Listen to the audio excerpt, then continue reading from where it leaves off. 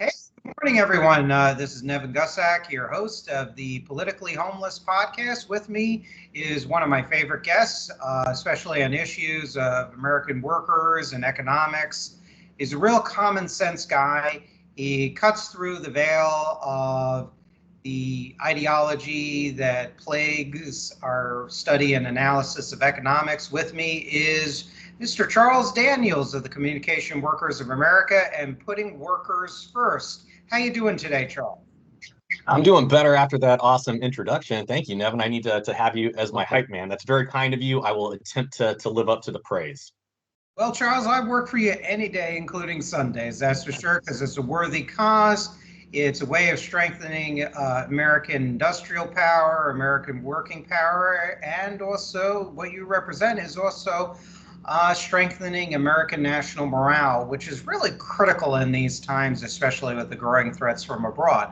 But right now, we're going to be departing from foreign policy, and we're going to be talking about domestic affairs, American labor, and economics. And there's been quite a bit going on since we've last had our conversation, which I believe was sometime mid to late last year, from some victory that we had on the right to work front in Michigan, which you could transfer some of that love down here to Florida, which was actually one of the first states which enacted right to work back in the mid 1940s. But we also have a war against American labor continues. We have the loosening of state child labor laws down here in Florida. More information on that can be found on More Perfect Union, which is really good on these domestic economic issues if you want to look those up. And, we have also Elon Musk and Trader Joe's. You have the so-called progressive capitalists lining up with the more reactionary, labor-hating Elon Musk, who also loves communist Chinese socialism. I got to just throw that dig because I get comments saying, oh, unions are communists in my feed. And hello, a lot of our CEOs just love socialism, communism when they make mega bucks here and discipline labor.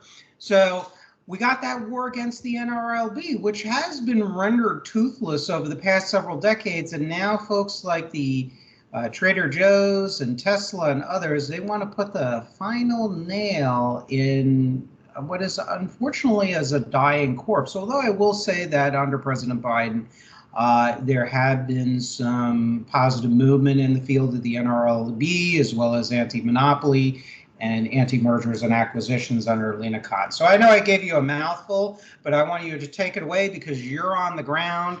And you're fighting these battles on behalf of us and the American people. So take it away. Tell us what's going on with our victories as well as our challenges ahead for us for 2024.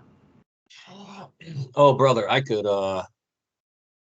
talk for hours about probably each of those subjects that you gave me, but let me try to unpack them just how they hit me, right? The thing that's most scaring me right now is exactly what you said with these corporations challenging the constitutionality of the National Labor Relations Board, because that's what they're saying. They're saying that because these aren't elected positions, they have no ability to have oversight over them. And you have Elon Musk and Jeff Bezos leading the charge. So the two richest men who have ever existed throughout the history of time are trying to destroy what was put together to protect workers that's been in place since the 30s. And it didn't just slide in on a banana peel. It was because workers were in horrible straits. I mean, they had been disadvantaged, disenfranchised. We'd just come out of a Great Depression, and this was something that was done to put guardrails on how workers were treated, so there wasn't a race to the bottom.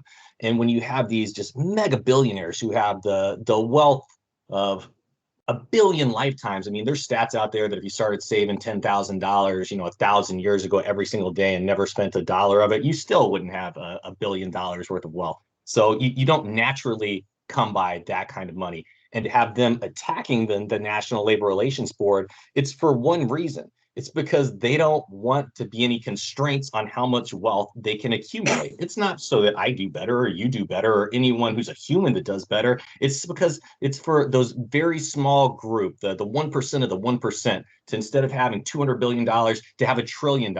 And if the goal of our society is to have individuals race towards having $1 trillion, if that's what the American dream is supposed to be, okay, I disagree. I think when we all do better, we all do better. In the National Labor Relations Board, the purpose of it is to make sure workers do better and that they have a fair say against corporations who already have their thumbs on the scales.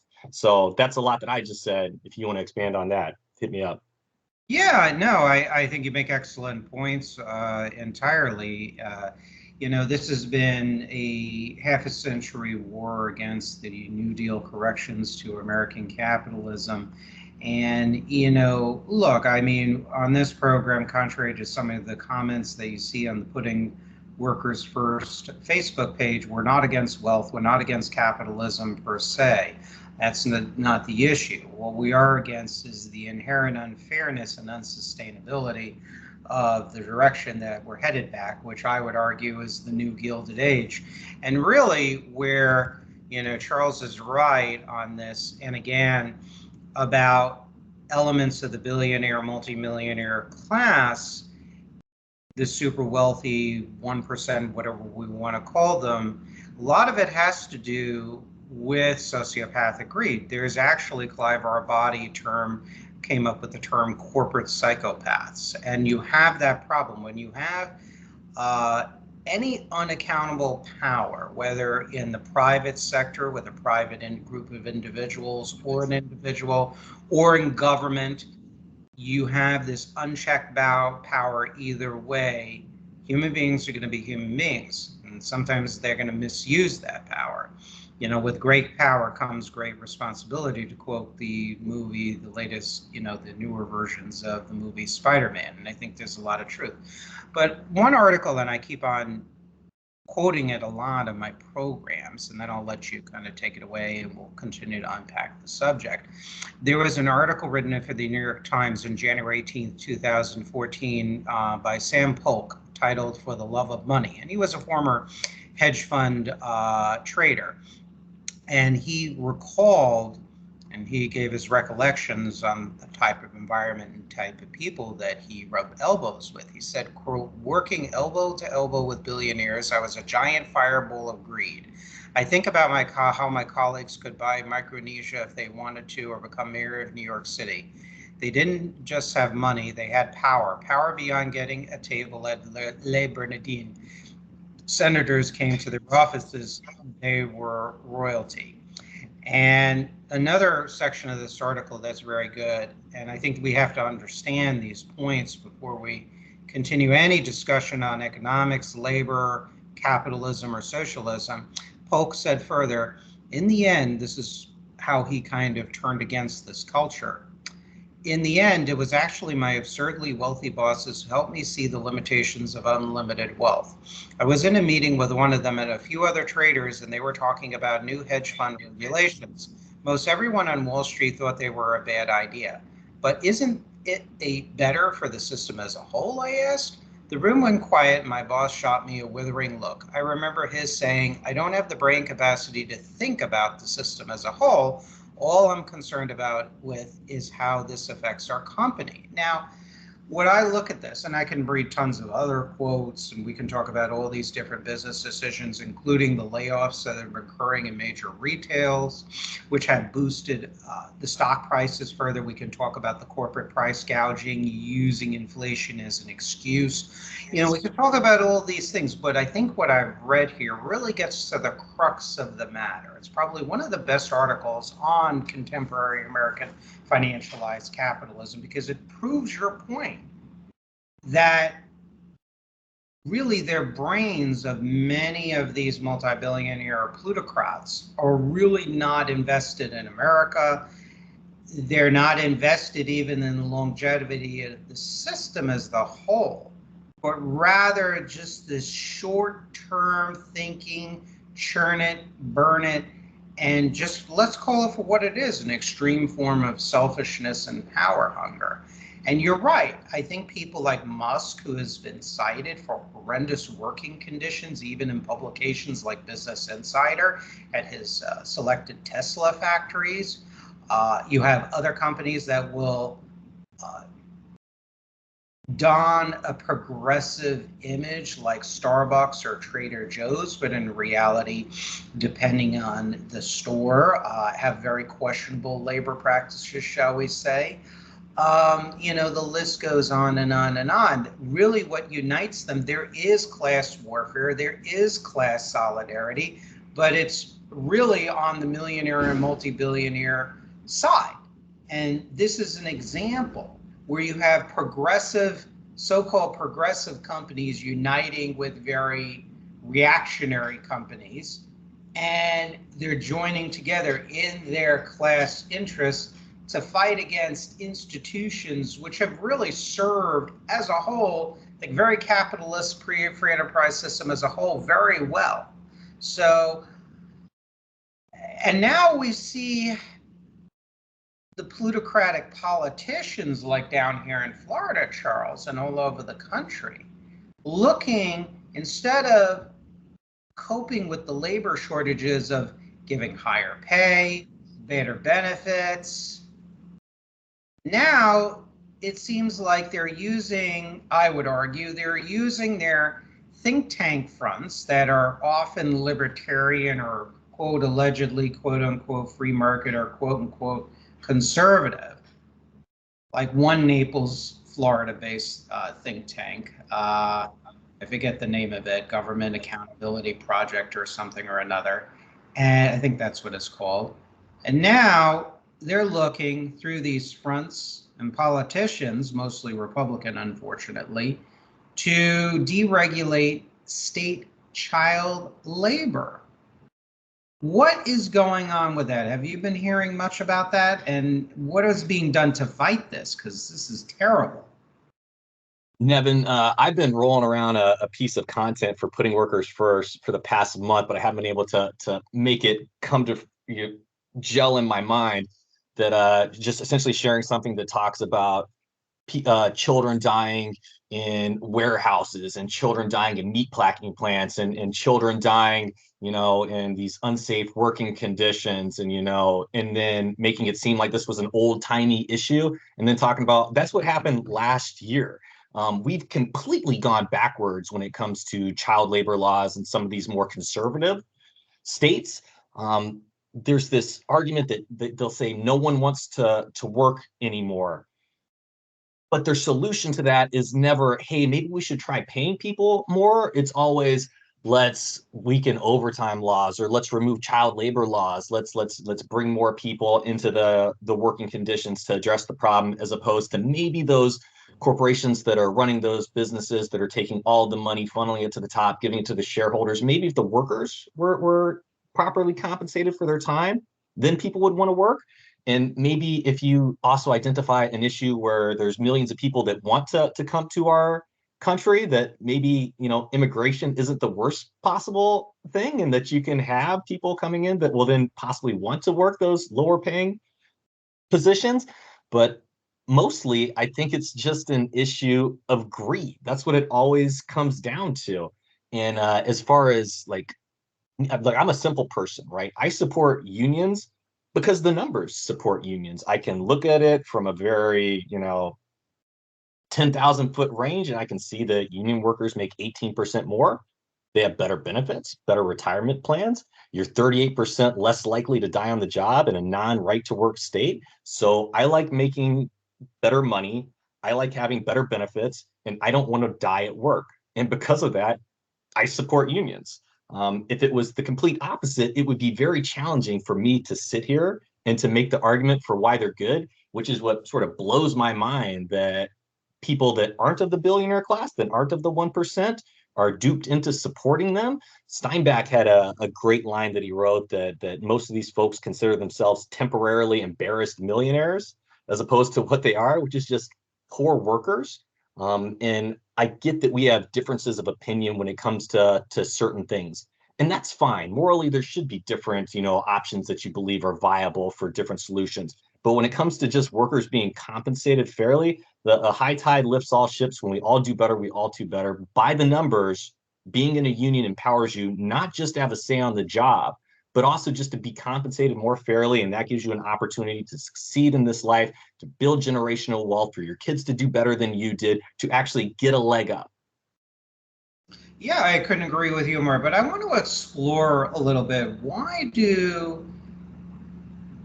a portion of the average workers, well, let me rephrase the question.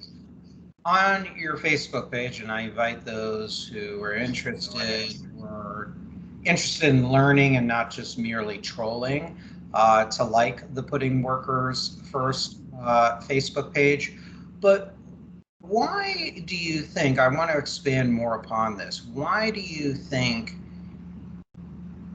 such individuals who are average workers or small business people or tradespeople, let's say, support this form of reactionary anti-labor policies that really don't benefit them and their families in the long term? I mean, do you think there's this American cultural challenge of what Steinbeck, I remember this quote, the temporarily inconvenienced millionaire. Do you think it's that? Do you think there are other factors? I mean, what do you see in the field, especially in conversing with that ideological segment of the American workforce?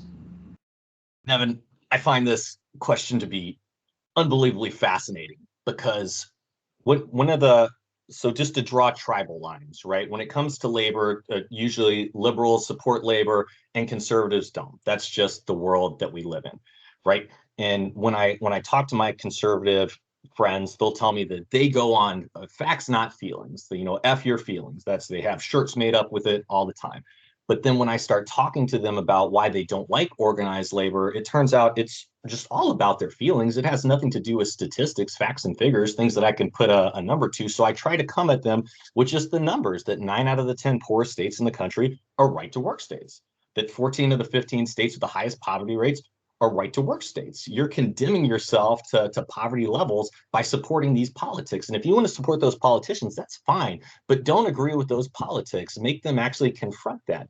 Um, I believe what it is because we've become so tribal in our politics, it's I believe all of this and none of this, or I believe all of this and none of this. And the common sense, the nuance, the ability to ask questions is removed. Like, God help you if you ask a question about why do you think unions are bad online, because you're going to be a communist pinko that hates America and yada, yada, yada. What I see is that there's just sort of a lack of education. We sort of take for granted what labor unions have brought us to in this country and how bad it was previously. It's not really taught in schools. You don't grow up learning about what happened in the 20s and the 30s. You don't learn about Teddy Roosevelt's role in unions. You don't learn about what FDR did. You don't learn about how the party shifted at some point, very specifically because of progress in the Progressive Party, what Roosevelt was doing back in the day. You don't learn about those things. So because of that, you just sort of think that it was always like this. And it wasn't. Nevin, like, goodness gracious, you just go back to the 60s and CEO compensation was 20-1, where now you're looking at 400-1. And you hear people talk about you can't raise wages because if you do, the cost of goods will just shoot through the roof. No, it wasn't always like this. You can instead have the shareholders not be getting all that money. You can not have stock buybacks. You can not have CEOs that are making $80 million every single year. There's ways to address this. There's common sense answers if you just look for them. But the reality is the people in power, they don't want solutions to the problems. They want the problems to remain because those problems divide us and create tremendous amount of capital for them. And that's their job. You talked about businesses. Their job is to make as much money as humanly possible. There is no morality in them. They are sharks. All they do is they swim, they eat, they make other baby sharks. That's it. They have no morality. We have to be the morality in business. Yeah, absolutely. There's no question. I think you definitely touch upon a lot of good points there. I think also on top of that, not only I think the tribalism, the political tribalism. And look, this country is always, I think, has been tribalistic. I'm 49 years old. I remember that. But I think I was born in 1974. But I think things really started to go off the rails. Even talking to my parents about this, particularly my mother, And I think things have become, for the past 40 plus years, even more tribalistic, starting from especially with the proliferation. And look, I'm politically homeless. I have a hodgepodge of opinions, so I have no real political party loyalty or ideological loyalty to either camp. I'm supportive of aspects of both Republican and Democratic policies. I'm a hybrid, so I just want to reestablish that for those who might be new to the new listeners. But there was this proliferation of a very well-funded effort that was against the New Deal corrections to American capitalism, as well as the historic American school of political economy of Alexander Hamilton and Lincoln and Teddy Roosevelt and others. And they utilized, and they had a lot of funds, they utilized quite a bit of propaganda, very aggressive, very well crafted, and very well thought out propaganda. Is very similar with the Communist Party USA and other communist movements in this country do. They pick on these emotional issues that they know, they study the culture, and they study the American, average American, and what can stick with the Americans. And both the extreme left anti-capitalists as well as the most rapacious elements of Gilded Age capitalism, they both exercise that because they have deeply unpopular agendas. And what they will utilize is deception. And I have this interesting piece about right to work, and I know this is something you could definitely use in your interviews. I encourage you, I could send it to you through a DM. And this was very disturbing, to be honest with you, but not unsurprising. In a private letter, a staff member from the DeMille Foundation for Political Freedom, which was a precursor organization for the National Right to Work Committee, explained that their group would be run by big business, serving as what he termed, quote, anonymous quarterbacks who would, quote, call the turns. The staffer then added that the DeMille Foundation for Political Freedom would need to sell the, quote, yarn that this organization would be, quote, composed of housewives, farmers, small businessmen, professional people, wage earners, not big business industrialists. Otherwise, he admitted the movement was, quote, almost certainly doomed to failure. And we have a number of these things that use culture war issues to separate people from the unions and things of that nature. There's really what it comes down to it, my friend, is it's a deception. There is a ton of deception. And I wanted to read one more thing and then we'll kind of get your thoughts on this. Where Paul Weyrich, who incidentally turned against aspects of Reaganomics on issues of infrastructure and free trade, by the way. Paul Weyrich, who was a big activist and lightning rod for new right causes during the 1980s. He admitted that we can't win by defending Reaganomics. We can only win by pushing those populist, conservative, anti-elitist themes which real people support. I'm not going to try to explain trickle down to an unemployed steelworker in Birmingham. But that same steelworker, if asked to choose between our desire to see hardened criminals punished and the liberals' defense of soft-headed judges, will be with us. That's where it's at. And I could read a ton of quotes here on this. And it really kind of leaves a bad taste in your mouth because there has to be truth in advertisement, not only in products and services as much as possible, but also politics. Just tell us what you're really going after. But, and I say this to my more conservative audience, but like the Communist Party USA and other groups, sometimes even neo-fascist groups historically and currently, they will wrap themselves up in a cloak with clothes that are very attractive to us outsiders to cover up and conceal an otherwise deeply unpopular and repulsive message, at least according to my view. What are your thoughts about this really admittedly rather startling and awful examples of extreme political opportunism and deception? Have you encountered this at all? I just want your reaction to this, if you don't mind. There are people out there that their only concern is winning, that their only concern is winning. If you're not cheating, you're not trying, whatever the outcome is, politics is about winning. And it's easier to make people angry than it is to inspire people. And for me, when I look at where I feel like modern politics is now on the Republican side, I feel like it goes back to when Reagan was running and he tapped into a lot of anger. And one of his big lines was, the scariest thing that you can hear is, I'm from the government and I'm here to help. And I don't know if they realized at the time how detrimental and how dangerous it was to tell Americans that your biggest problem is the government.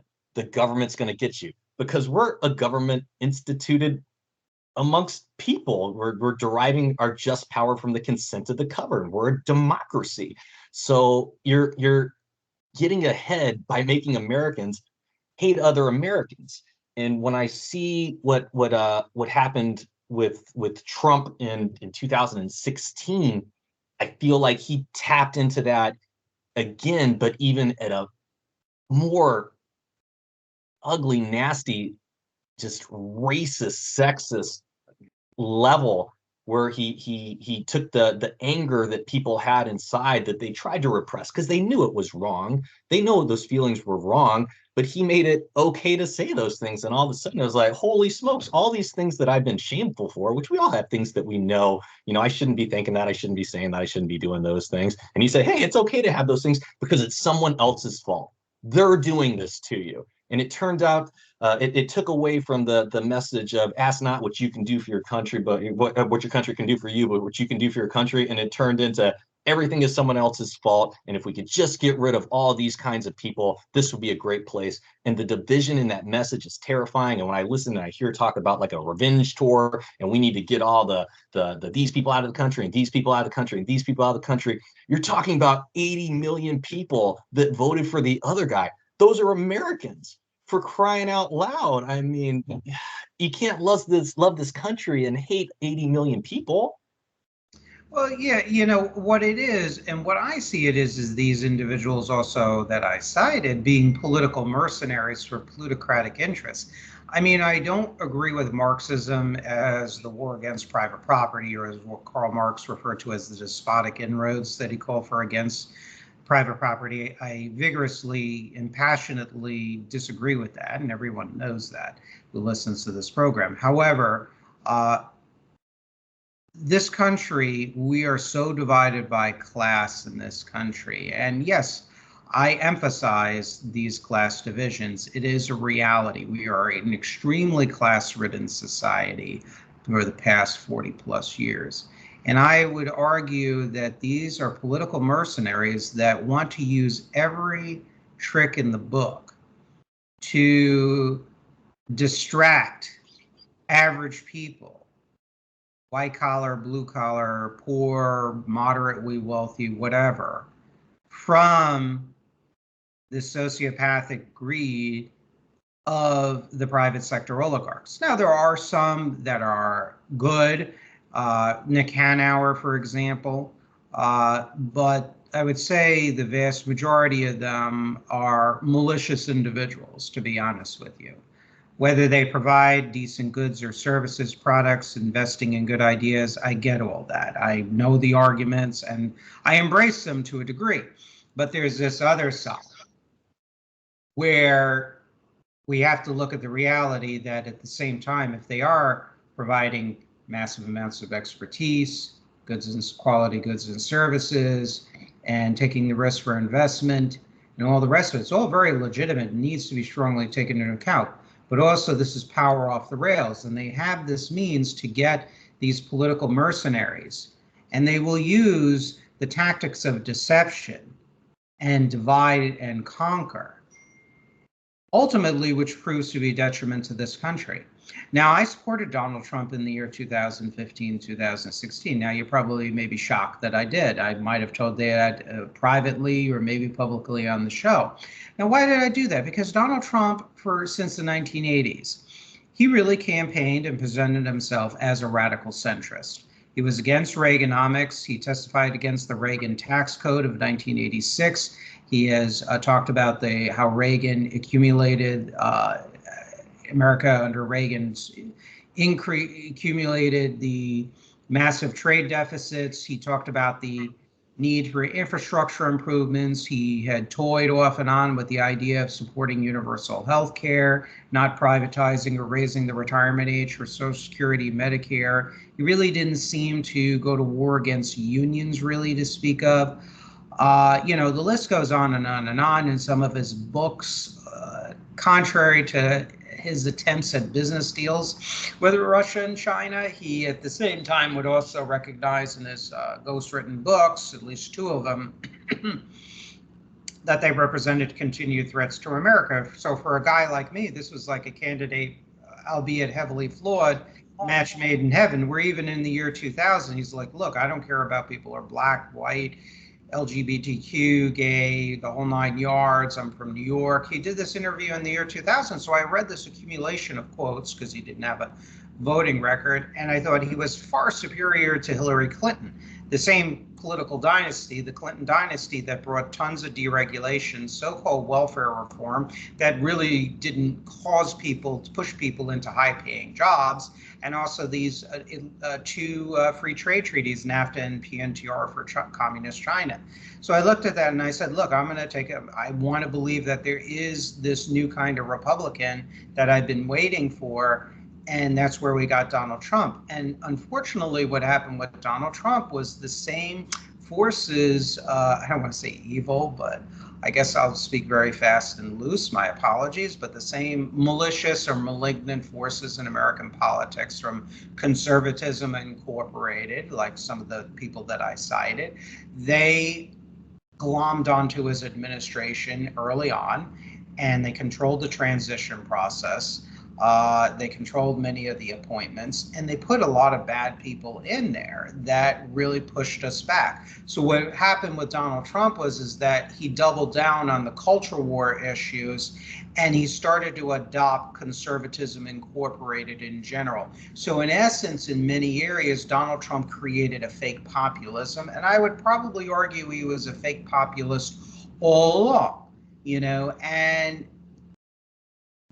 this has reflected in his Republican Party. So what is now a Trumpist Republican is not all these old themes, that populist and pro-labor and pro-American themes that Trump had gotten 37% of the AFL-CIO voters and about over 10% of the Bernie voters.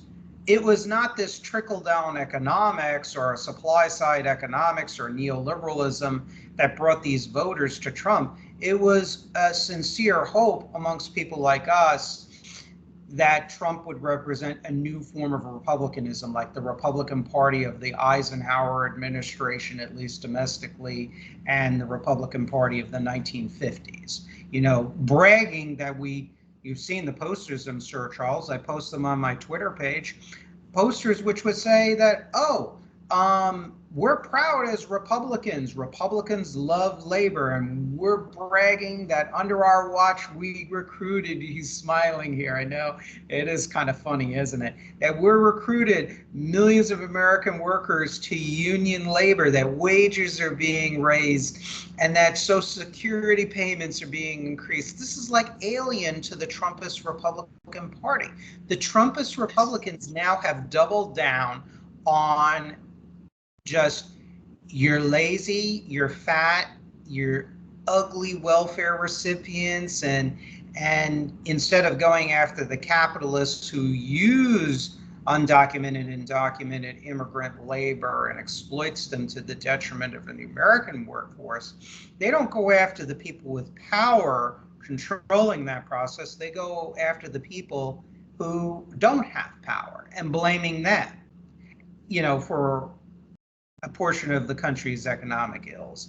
They go after, those young people, they don't want to work, the welfare recipients, and we got to means test welfare further, and just really just doubling down on the mean-spirited Reaganomics that will opportunistically masquerade itself as, hey, we're pro-working class. But at the same breath, at the same time, when you look at their policies and other statements that they'll say, depending on the day and the year, it's all Lord of the Flies social Darwinism. And that's really kind of my readout of the Republican Party. these days. The biggest critique I have, of course, of the Democrats is that uh, they really need to become more radical, not anti-capitalist full stop, but more radical New Deal. And a lot of that goes back to something you speak about, Charles, in putting workers first, is we need to get rid of Citizens United, Buckley versus Vallejo, and everything else, and liberate the parties and the American people from the plutocrats. The plutocrats should have a seat at the table, but now they're eating the whole damn turkey at the table without leaving anybody even a couple of crumbs and morsels of even turkey skin, just the bones. So that's where I see this, but there are pushbacks. And unfortunately, we're not feeling it down here in Florida. We're groaning under the heel of a plutocratic government, state government, that is. However, in other states, we're having some victories. I mean, even New Hampshire, which is a conservative state, I think they defeated right to work. Michigan threw off the chains of right to work. So what's going on? So we see some hope. Could you, let's spend the last 20 minutes or so talking about hope, some hope here and some hopeful change. We see the increases in the numbers of people polling positively about unions. I'd like you to elaborate on some hopeful news and pick up where I last left off. It's that we're on the right side of history. I wake up every single day positive that when you're sticking up for the little guy, that's the hero of all my stories. I'm never rooting for the corporation to win. I'm not for the despot. Like, every hero I know is the underdog. And I firmly believe that if you look at the history of labor, that there has always been an imbalance when it comes to who has the power in the relationship and who doesn't. But the people that are over here, as long as they refuse to quit, they can never lose. So I tell folks that all the time. We cannot quit in this battle. We cannot lose. We can only quit. And I don't think these kids are willing to quit. They got a lot of heart. And yeah, in Michigan, we were able to turn things around because for 10 years, we had concerted activity towards the actual crux of the problem, which was that democracy had been subverted by a system that disenfranchised voters. Our state was heavily gerrymandered, and we were able to get ballot initiatives on that got the maps redrawn. And after that happened, we were able to get elections where the will of the people actually came to fruition. And because of that, we were able to undo right to work, first state in 58 years to do it. And I think other states took notice. You look what just happened in Wisconsin with the Supreme Court over there and the redrawing of the lines. They're going to have that same kind of boost when it comes to the will of the people. I'm tremendously frustrated by our politics, where you take something that is clearly common sense. If you grab someone right now and you ask them, do you think that corporations should be able to give unlimited amounts of money secretly to candidates without any oversight? They will say no. So then why in the world are they able to have this ruling with Supreme Court with the FEC versus Citizens United that says because corporations are composed of people, they have some of the inalienable rights that people have? It's absurd. Why are they saying that money is speech? It's absurd. Everyone knows that. But the system is so deeply poisoned by money that it's almost hard to extract the two now. But I think that this experiment of America has showed us over and over again that when things get really bad, the light rises up to meet that as well. And I do not like the quote about hard times make hard people make soft times soft. I disagree with that kind of on a fundamental level. But I do agree that there's always good out in the world that's out there trying to fight back against it. And as hard as these companies work to try to hold people down, I believe that the more that you push those people down, the more they'll push back. We've got a tremendous amount of heart in this country. We got a tremendous amount of grit. We've shown that throughout our history. And when tough times don't last, tough people do. And I think that we're tough people. Yeah, and I wanted some very good points. A couple of things. First question.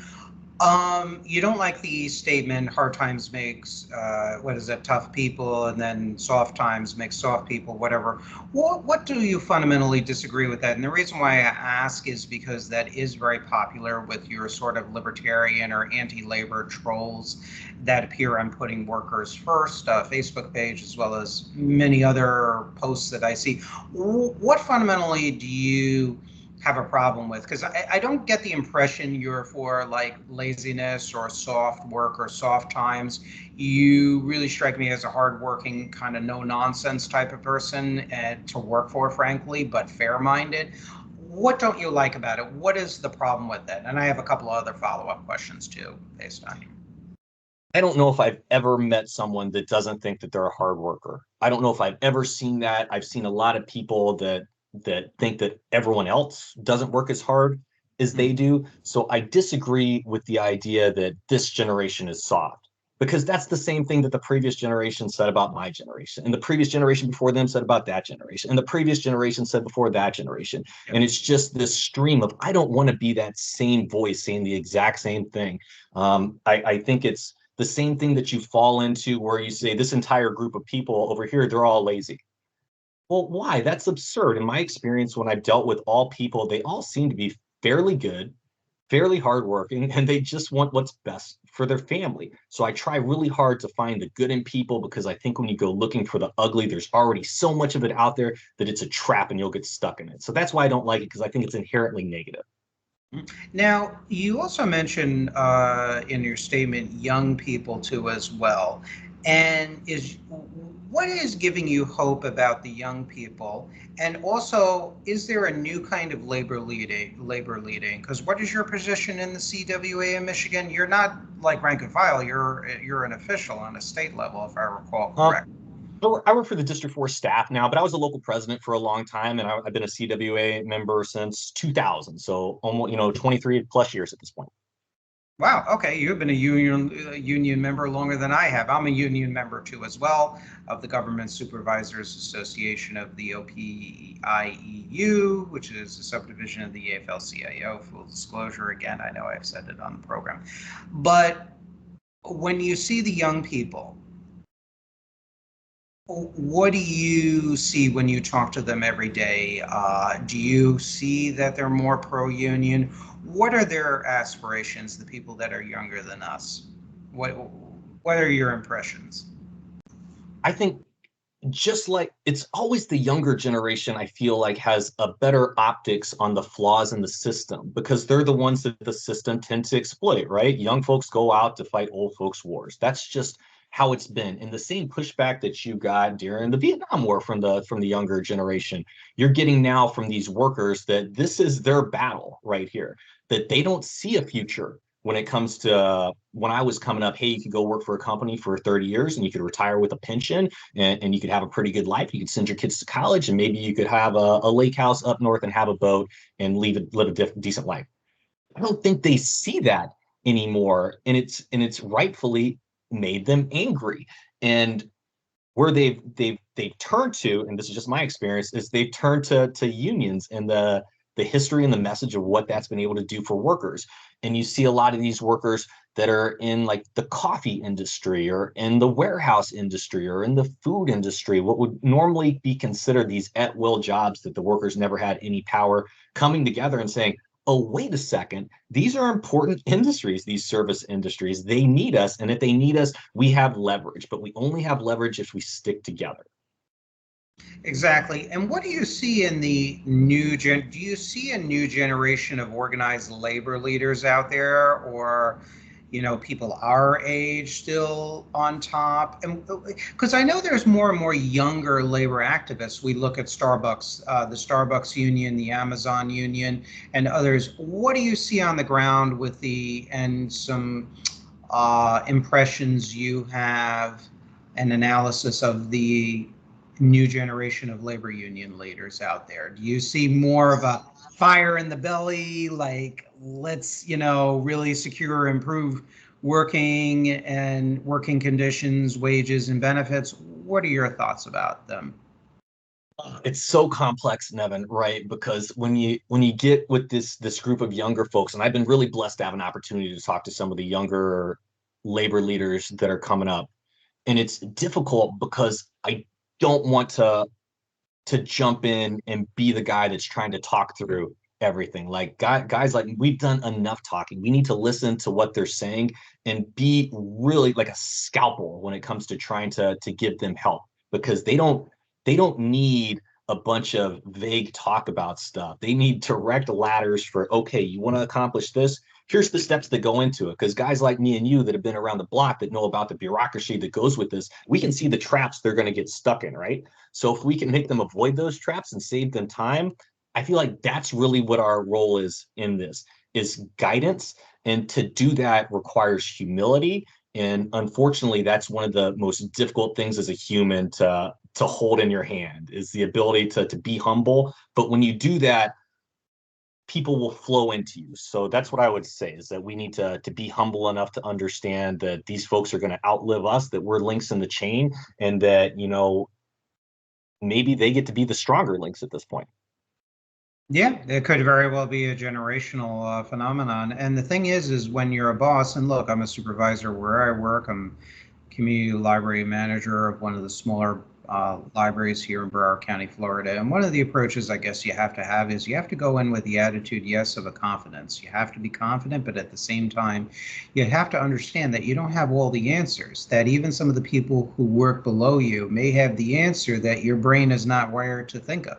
And once you start thinking like that, people will be loyal to you. And when you say to them, hey, thank you, and you talk to them about these leadership issues and leadership characteristics, people will really appreciate that. And I think, before we get into some of your closing thoughts and where we can find your material, I think there also needs to be a tremendous core cultural shift in this country.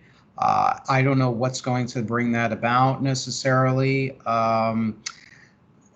But there needs to be, on a national level, more humility, more listening. I know I like to talk and whatnot because I want to give this information, but at the same time, there are a lot of people out there that have other thoughts that have helped improve my thoughts and improve my analysis of issues. And I'll say this in here.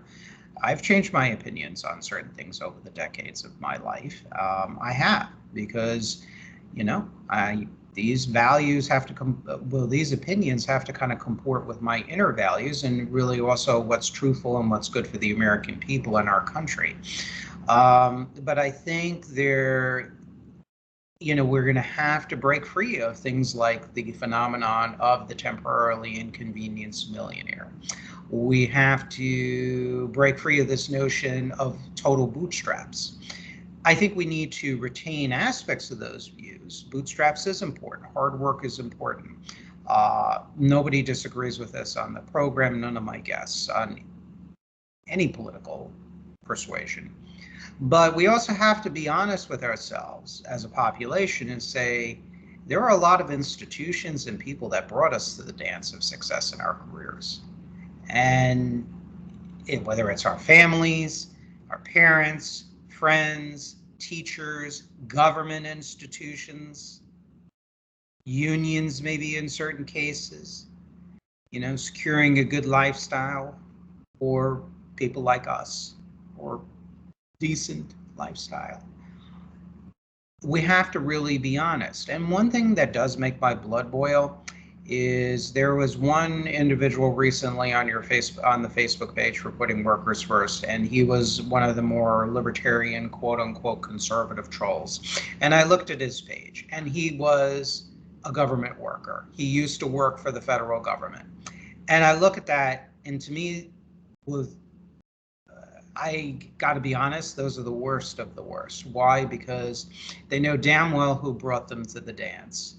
And now they have theirs, and screw the rest of you. And unfortunately, here in America, and maybe this is a human nature thing, you have that problem. And culturally, we have to liberate ourselves as much as possible from those types of attitudes. In fact, I would argue those I've got mine and screw the rest of you kind of attitude. I would like to see a dominant culture where that type of thinking is considered beyond shame. That's what I would like to see. So I think fundamentally, and this is where I agree with, one of my excellent guests on geopolitics, Jeff Nyquist. Now, him and I disagree very much on economics and labor and whatnot. Some economics we agree with, and he has made some good criticisms of aspects of capitalism, but I go far further than he is. But one of the many things he is right about is there needs to be a cultural shift. And that will, once you have this cultural shift, and I give a different angle than he does in some ways, you need this cultural shift. You need this sense of shared integrity as much as possible. And this is my point, making views like I've got mine, screw the rest of you, that has to be considered shameful. That has to be considered almost as bad as being a racist, anti-Semite, hardcore Marxist, Leninist, whatever. That kind of thinking needs to be put in the hall of shame. So I think that's one of the biggest hurdles. I think it may be a national crisis, worse than unfortunately COVID, because we didn't learn with COVID. So obviously it's going to take something catastrophic beyond belief, where it forces Americans to rethink the prevailing lack of wisdom, shall we say, of this sort of hyper-individualistic, I've got mine, screw the rest of you. And I think that's another thing we have to get over. Not only the temporarily inconvenienced millionaire issue, but and extreme reliance on bootstraps, but that. Charles, any closing thoughts, along with where can people find more about you and your work, the great work that you all are doing? Oh, thanks, Nevin. Well, for one, thank you so much for the opportunity it's always a pleasure to talk to you about these things. You're erudite in the best possible ways. On Facebook, you can find us at just Putting Workers First. On Twitter, we're Put Workers First. On Instagram, we're Putting Workers First. Please come give us a like. Apologies, sometimes I get a little animated in the comments on there. The people that you're talking about, oh, they fucking piss me off, Nevin, and I try not to let them get to me, but they're just so smug and so self-serving, and this idea that everything good that's happened to me in my entire life is because I willed it into existence. No one's helped me out with anything, and we're all here standing on the shoulders of everyone that came before us. There's been so much sacrifice for us to live in this country in the means that we do. We're so fortunate for what we have. And does it mean that some have more and some have less? And does it mean that we shouldn't be striving to make this a more perfect union? No, but that's exactly how the preamble to the Constitution starts, is that we're supposed to be trying to make it better every single day. So the people that say, I've got mine, screw everyone else, they don't understand what America is about. And for two, morally, the idea that because things are good for me, that's all that I care about. I don't know how you can possibly be so selfish. I feel like you've been raised wrong in life, and that if I turn a blind eye to suffering, if I have the ability to help, then I have the responsibility to help. So every single day I wake up and I try to stick up for the little guy, and I try to make things better for everyone. I'm never saying that this group of people is your problem because of this. I'm saying that the people that have siphoned off the money that rightfully should have gone to the workers are your enemy. We are not a capitalist society. We are a corporatocracy. We have been taken over by these businesses. They have rigged the rules so far that we're so extreme in that measure that people think the middle is the super far left. And it's not. Your choices aren't you're either America or you're Venezuela. There are other options out there. There's other places that have figured this out. You shouldn't have one health malady. Your kid shouldn't get leukemia and all of a sudden you're bankrupt and destitute. Bad system. We can fix it. But the school shooting issues, bad system. We can fix it. There's solutions to these problems. We have to stop being such extremists on things. Stop talking all the time. Start listening to what people are saying and start trying to find solutions. Come, let us reason together. Could you tell us a little bit about the Labor Vision podcast? Because I, see some, mentions of that on the Putting Workers First Facebook page. Could you say a few words about that? Yeah, I do that with my buddy Jimmy Dennis. It's the official podcast of the Michigan AFL-CIO. We took a bit of a break on that. Jimmy had some stuff going on, but we're hoping to get started again. It's a podcast here in Michigan where we just talk everything labor. We have politicians on, we have figures on. You come on and talk. We just have great people that just talk about labor. We try to keep it kitchen table, Main Street, not Wall Street. It's something that I hope we'll be able to rev up here because this 2024 election, it's so important. And whatever decision you make an educated decision. Yeah, I couldn't have said it better. Thank you so much, Charles, for joining us. Always a great show. One of my favorite commentators on American labor and economics. Common sense, centrist. That's what you are. You're definitely not extreme, not a Marxist, not a fascist on the anti-capitalist side, and you're definitely not a sort of libertarian, social Darwinist, Lord of the Flies person either. So you're perfectly right in the middle. You would fit in very well in a Republican Party circa 1955. Well, thank you for the time. I appreciate that. Thanks, Nevin. All righty, you take care. Thank you. God bless. Make sure if you like this program, make sure you tell other people, whether a little bit on the left or a little bit on the right, but common sense about the Politically Homeless podcast. We try to have guests across the political spectrum with different perspectives, but usually where I have some agreement on some issue. Thank you again, Charles. Always a pleasure. We'll hope to have you on soon.